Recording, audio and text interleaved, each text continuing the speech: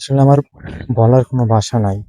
যে মা ১০ মাস ১০ দিন তার গর্ভে ধারণ করছে, তারই ছেলে তার বৃদ্ধ মাকে ঘর থেকে বের করে দিয়েছে জাগা সম্পত্তির জন্য। আসলে দেখেন পৃথিবীটা কোথায় গেছে। এই মা একটা ভরে একটা কোরআন শরীফ নিয়ে ঘর থেকে বের হয়ে গেছে। দেখেন এইভাবে যদি চলতে থাকে, আর ওই ছেলেকে কি করা দরকার দেখেন, ছোট ভিডিওটা দেখেন। আমি 10 মাস 10 দিন তোকে পেটে সন্তান করেছি। আমি আজ 50 বছর ধরে এই বাড়িতে আছি।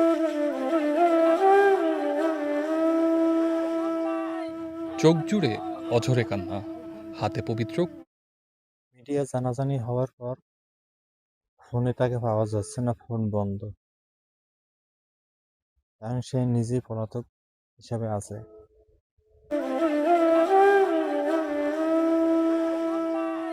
চোখ জুড়ে অঝরে কান্না, হাতে পবিত্র কোরআন শরীফ। শেষ বয়সে বুক ভরা অসহায়ত্ব। এটা সবাই শেয়ার করবেন, লাইক দেবেন, কমেন্ট করবেন, সবার মতামত জানিয়ে দেবেন।